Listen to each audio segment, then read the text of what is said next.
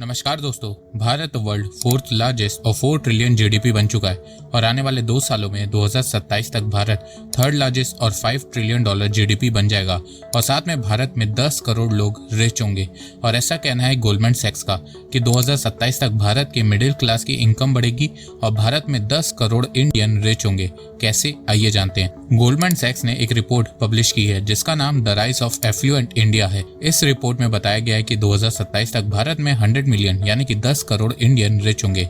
10 करोड़ कितना बड़ा नंबर है, इसका अंदाजा आप इस हिसाब से लगा सकते हैं कि दुनिया में सिर्फ गिनती के 14-15 देश हैं जिनकी आबादी 10 करोड़ से ज्यादा है। और अब आप इमेजिन करिए कि 2027 तक भारत में 10 करोड़ लोग एफ्लुएंट होंगे जिनकी परचेसिंग पावर बढ़ेगी, जिससे भारत में प्रोडक्ट की डिमांड बढ़ेगी और भारत का मार्केट और बड़ा हो जाएगा। और यहाँ 10 करोड़ मिडिल क्लास इंडियन की बात हो रही है जो हर साल अमीर होते जा रहे हैं। गोल्डमैन सैक्स ने कहा है कि भारत में धीरे धीरे एक आबादी खड़ी हो रही है जिनकी परचेजिंग पावर बढ़ रही है। जहां 2015 में 25 मिलियन यानी कि 2.5 करोड़ इंडियन $10,000 से ज्यादा कमाते थे, वहीं आज के समय भारत में 60 मिलियन यानी कि 6 करोड़ इंडियन $10,000 से ज्यादा कमाते हैं। वहीं 2027 तक ये नंबर बढ़ के 100 मिलियन यानी कि 10 करोड़ होने वाला है। अब आप सोच रहे होंगे कि $10,000 मतलब 8 से 8.5 लाख रुपए। अब इसमें भारत में कोई अमीर थोड़ी ना होता है। तो देखो, यहाँ पे गोल्डमैन सैक्स का कहना है कि भारत की पर कैपिटा सिर्फ $2,900 है। भारत में एक बहुत बड़ी आबादी है जो $1,500 से भी कम कमाती है और ये एक फैक्ट है। तो कंजप्शन इन्फ्लेशन को देखते हुए $10,000 में भारत में लोग अच्छी लाइफ बिता सकते हैं। गोल्डमैन सैक्स का मानना है कि जब भारत में 100 मिलियन लोग एफ्लुएंट हो जाएंगे, इससे भारत कंजप्शन सुपर पावर देश बन जाएगा, जिसके बाद कई कंपनीज भारत के मार्केट को देख के इन्वेस्ट करेंगी और इससे भारत की अर्थव्यवस्था को बहुत फायदा होगा। क्योंकि अगर आप भारत को देखेंगे तो भारत जैसी अपॉर्चुनिटी आपको किसी और देश में देखने को नहीं मिलेगी।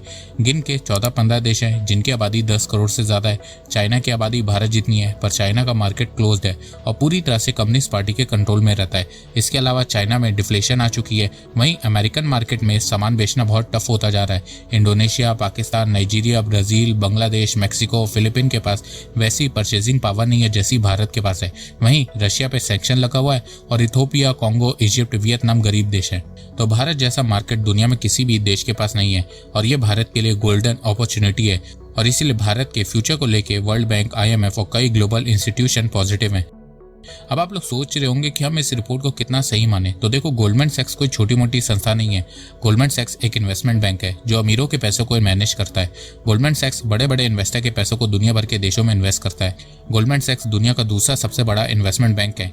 इन्हें पता रहता है कि कौन सा देश कितना ग्रो कर रहा है, किस देश में इकोनॉमिक सिचुएशन क्या चल रही है और किस देश में लोगों की इनकम कितनी तेजी से बढ़ रही है। देखो, गोल्डमैन सैक्स बेसिकली उन देशों में इन्वेस्ट करता है जिनका फ्यूचर पॉजिटिव और ग्रोथ वाला होता है।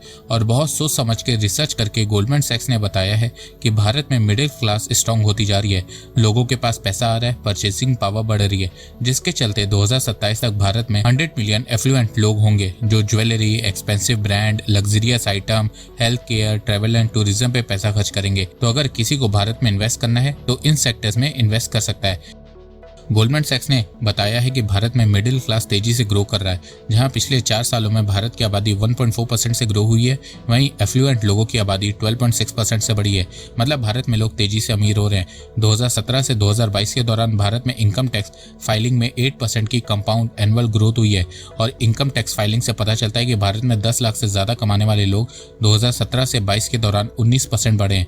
वहीं 2019 से 2023 के दौरान बैंक में 15 लाख से ज्यादा टर्म डिपॉजिट रखने वाले लोगों के नंबर में 45% की कंपाउंड एनुअल ग्रोथ हुई है।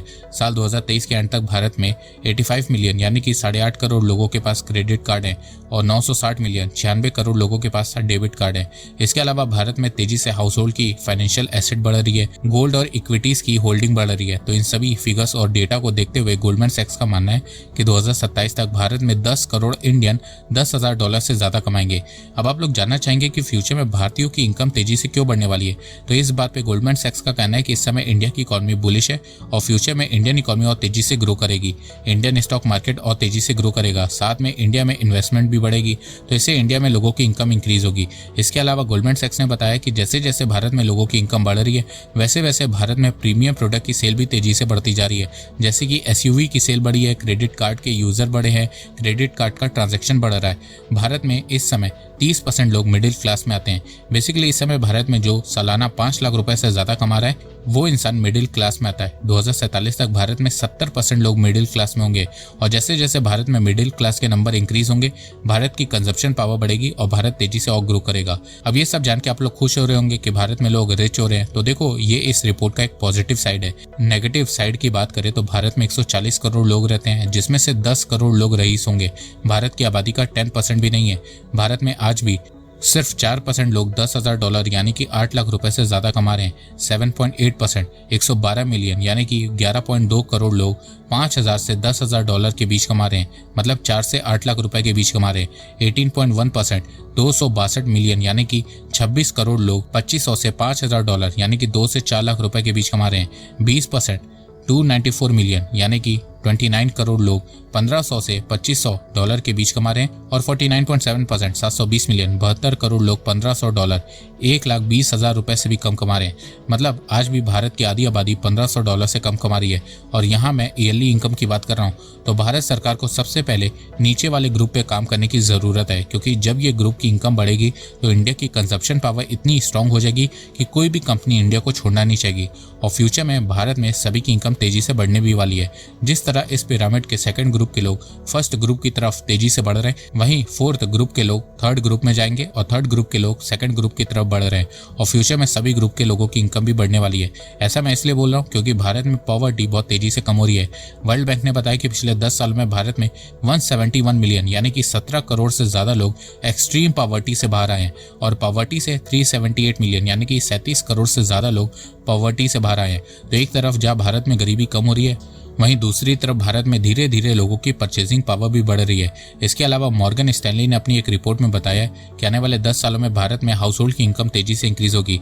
जैसे कि आप इस फिगर में देख सकते हैं कि 2021 में भारत में 38% लोग सालाना $5,000 से कम कमाते हैं, 36% लोग $5,000 से $10,000 के बीच कमाते हैं, 24% लोग $10,000 से $35,000 के बीच कमाते हैं और सिर्फ 2% लोग भारत में सालाना $35,000 से ज्यादा कमाते हैं। पर 2031 तक इसमें बहुत चेंजेस देखने को मिलेगा। भारत में लोगों की इनकम तेजी से इंक्रीज होगी। 5,000 से ज्यादा कमाने वाले लोग 13% होंगे, 5,000 से $10,000 के बीच 34% लोग होंगे, 10,000 से 35,000 के बीच कमाने वाले लोग 46% हो जाएंगे और $35,000 से ज्यादा कमाने वाले लोग 7% से ज्यादा हो जाएंगे।